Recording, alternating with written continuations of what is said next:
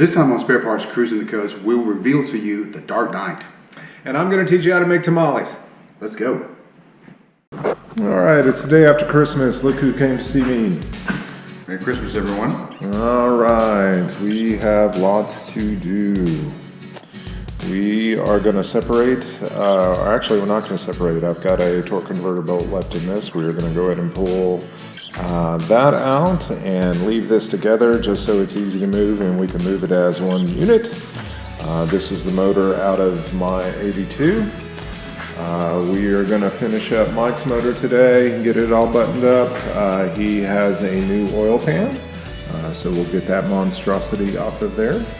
And we're going to have a little modification to do on the windage tray with that new oil pan. It's one of the Hollies, so clearance ought to be really nice. Got some exhaust manifolds on there right now. I was doing some mock-up of some possible turbo hot side combinations for later on my car, since I had a motor to mock them up on. And you can see Mike's pretty red valve covers and that timing cover. We also have a timing cover front seal and a crank seal that we're going to put on and get all of that bolted up, and we're going to do the rear main seal. So he ought to be all sealed up and good. All those came in one stocking, can you believe that? Santa was good to you. And then we're going to make that here with the transmission.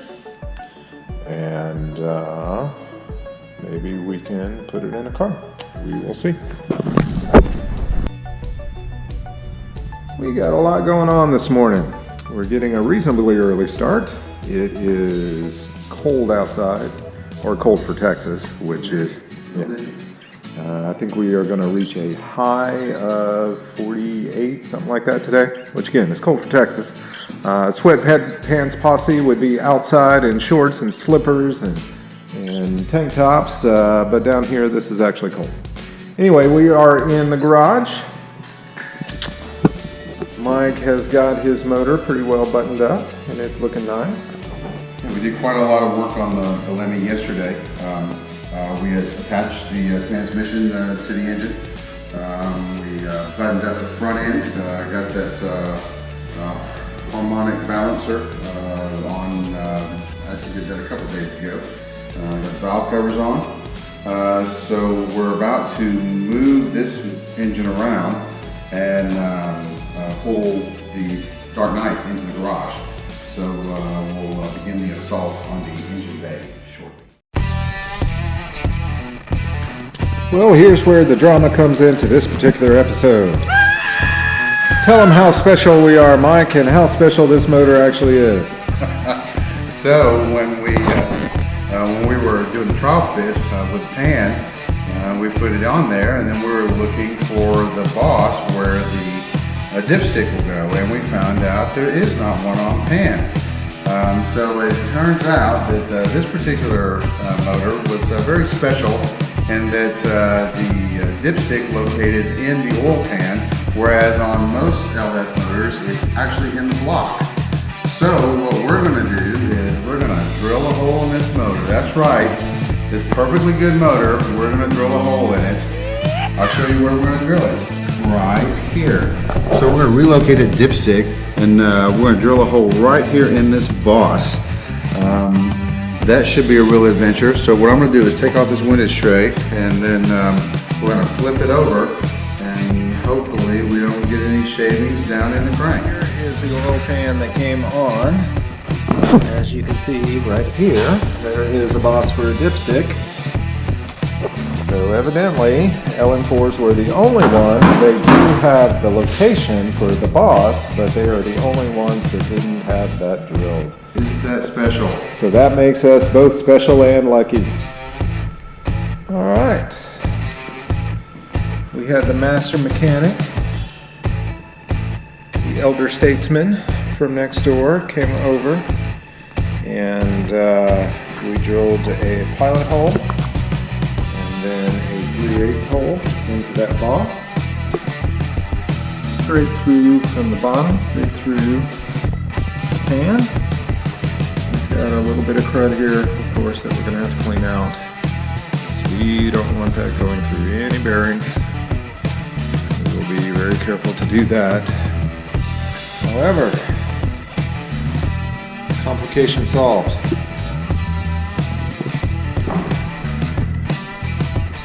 No more drama, so give us your problem solved face.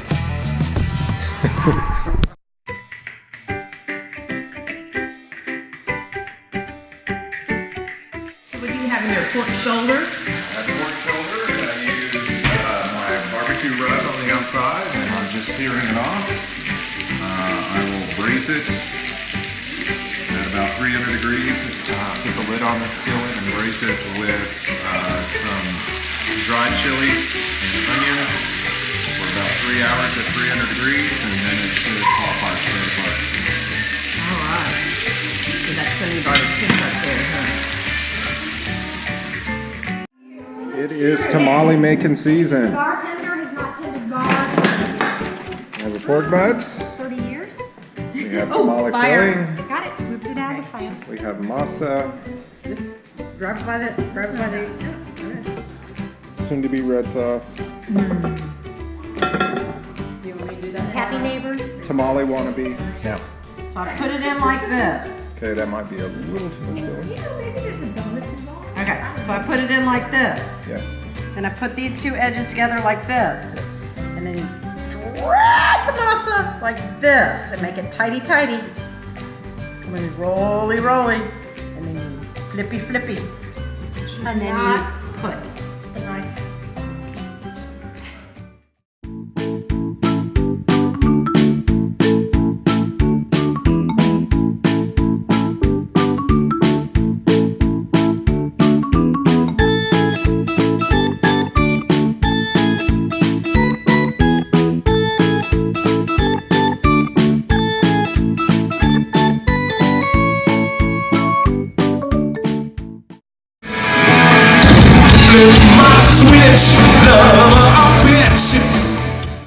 So I'm here today with my good friend Bobby Lewis, who's a direct descendant of Candy Cane Wilson. And we want to talk about a project that we do. It's called Jonas Pearl. For those of you that don't know, and if you don't know, I can't imagine where you've been for the last 30 or 40 years. Jonas Pearl was the guitarist for the greatest glam rock band ever, Glamorama. Glamorama, yeah. So Bobby and I both have a deep abiding love for Glamorama songs, for everything Glamorama. What was your first experience? Man, I think I was like 10, and my sister took me to a record store, and where she's looking through all these pop records and stuff, I'm looking at stuff that's in the stack that really nobody wants. Right. And I came across a couple of records that were intriguing to me because of the name Glamorama, and so I picked them up and played them. That's how I discovered. For me, Jonas it was Pearl. the Pearls Before Swine album. I mean, I heard that, and it's like everything changed. Everything in my life is before, Pearls Before Swine, and after. So that was really a big turning point for me, but not so much that record, but just the songs. I mean, you got Closing Time and Miss Irene's Flip My Switch, which is a cautionary tale.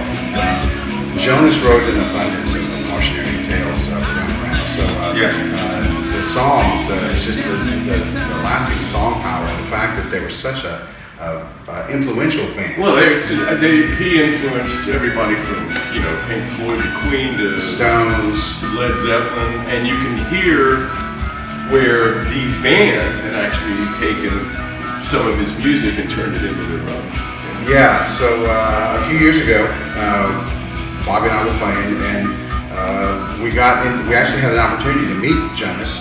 At the last minute, he was unable to be there, so we met with one of his representatives. But they proposed a deal where we would actually become Jonas's backing band. Yeah. So we were more than happy to do that. The only stipulation was we would never have an opportunity to rehearse with Jonas because of his schedule, because of his obligations. We practiced all the songs, and we're ready to play. And we get to the first gig, Jonas is not there. So we improvised, and we made it work. We still got a check, so management is really happy that we're keeping the music alive with or without Jonas, even though the band bears his name. Well, it's a tribute band. It's a tribute to Glamorama, and you know the door's always open for Jonas to join us. We're always set up for him. We're ready when he's ready. So until then, we want to share some of the music with you now. Like us on Facebook.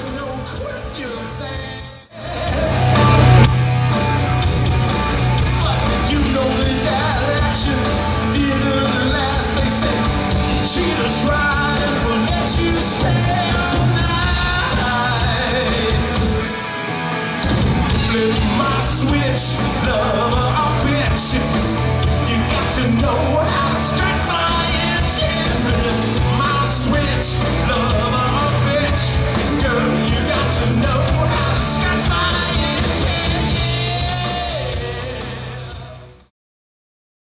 engine. We made room for a car. So that is our next step. We are going to go outside and check out Mike's new hot rod.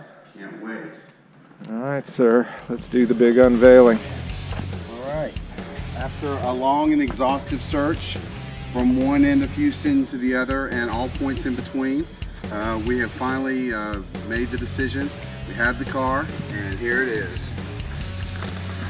Ta-da! Might look kind of familiar. The G-Body crowd is loving us right now. So we've got an 82 Regal, and now we have an 87 Regal. And it looks like we could use the fish in the fish tank. Grill's in good shape. Needs a new header panel, faux show. Go ahead. Eagle alloys. It wasn't on the road too so long ago, 2014. It needs some help in the seal department. Woo, look at those fat tires on back. Yep, those are. We have gotten into the tire at least once, or something did, and it bent that piece of trim there. Oh, and you can see where the tires have been rubbing. Yep. That will need to be addressed. And you got this panel, correct? We do have the panels in the trunk. Excellent. Look at that bumper. Isn't that some nice chrome? No rust. And that was one of the things that was really appealing about this particular car was it has no rust. Very little surface rust in a couple of areas, but the quarter panels are clean. The chrome is clean on it. So I think this is going to clean up really nice. Let's look at the inside. Woo! Too bad the name Ron Burgundy is taken. That is a lovely shade of maroon. And what a nice clean scent. High-powered stereo system. Nice. Got the bezel for the dash. Let's check out what is under the hood. Now I cheated. I already looked at the codes under the trunk, so I know a lot about what's in this car. Cheaters never win. Yeah, but informed people do. So, this motor is the mighty Oldsmobile 307. Look, somebody has put an MSD ignition and mix-matched wires. But this is a 307 known for a screaming 140 horsepower in its heyday. Wow. I would imagine a couple of those ponies have escaped over time. But it is a V8 car, which is nice. This also had sport suspension, and I don't know what the hell that meant back in 1987. But we'll take the wheels off and take a look at the suspension and see what we got. Probably doesn't mean anything in 2017 because I think it's all going to come out. Well, yeah. But again, overall, things look pretty clean under here. I mean, we've got some surface rust on things, but it has been in Houston. It was not a flood car, which is wonderful, but again, for our purposes, probably wouldn't matter. We know that there is a ground issue behind the dash somewhere, but we're going to be rewiring most of that, so it really won't matter. Yeah, everything's going to get replaced, so I think we will solve the problem through subtraction. So anyway, why don't you go get your stick and we'll get this held up and we'll see if we can start this.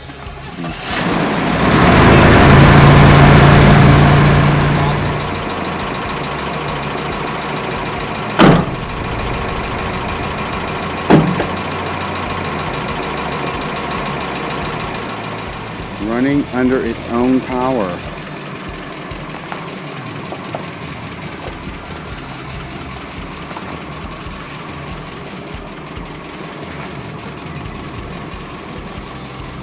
See if we can generate enough horsepower to get up this driveway.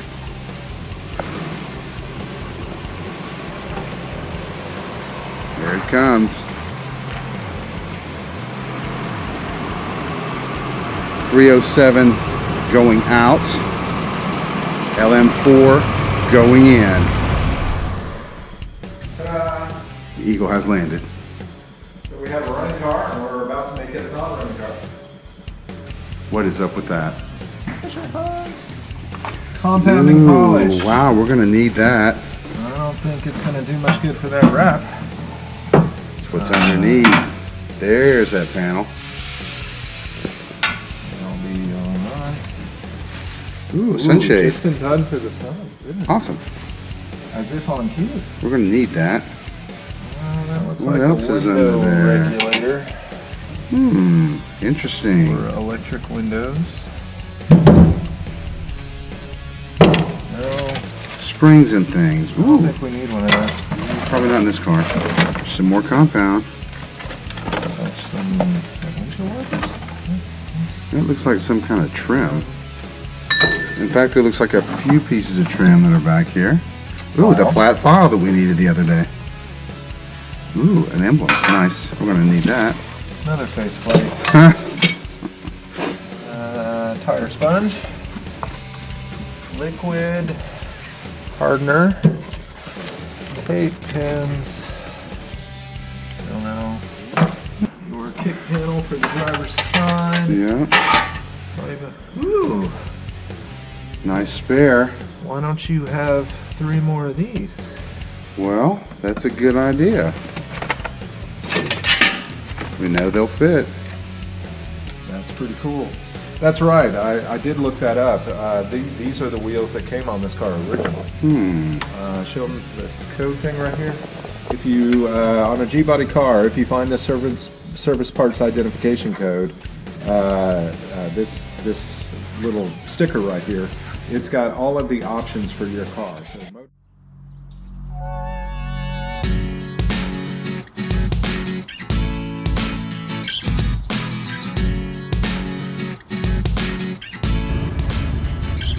So have you made your decision?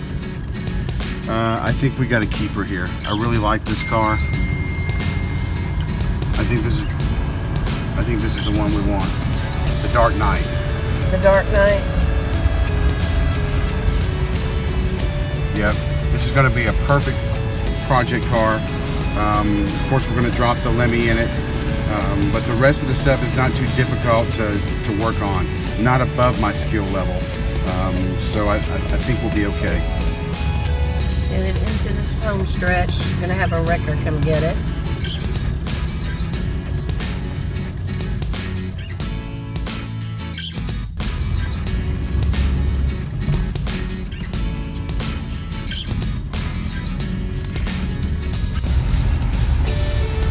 Alright, honey, I don't know what the neighbors are gonna think. They're going to think we got a hot rod in our garage. I guess so. See, look at them. They're all in awe right over there. They're like, where's that Regal going?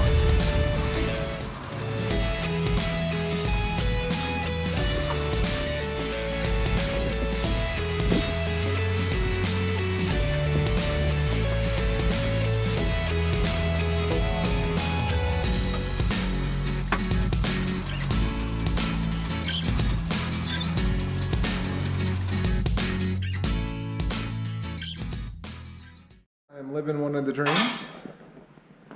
I've got cars on the TV in my garage. Garage that, by the way, contains 2 LS motors at the moment. And a G-body, which is one of my favorite cars of all time. And those are the legs of my big brother. And I'm loving it. Mike is disconnecting the transmission from the cross member. He's already taken the bolts out of the frame. He's loosened the bolts at the rear drive shaft. Getting ready, everything ready under here for the pull. Up here, I'm just disconnecting and piling things in the center. This motor is just going to be a boat anchor at this point, so we are not worried about keeping track of every single piece and whatever that comes unplugged. I'm gonna take the radiator out. We don't know if we're gonna replace that. We probably will, since we don't know the history behind that, how long it's been in there, and whatever else, and you know, Alexi's along the way. All right, we are about to pull a boat anchor. We've gotten everything pretty much disconnected. The drive shaft is out, the transmission cross member is out, and it's just hanging. The bolts for the motor mounts are out. Harness is disconnected. I think we've got about everything ready to go. We're anticipating having to raise the hood further to get everything out. So I'm just going to set the camera back here. Hopefully y'all get a good view of my backside on that side.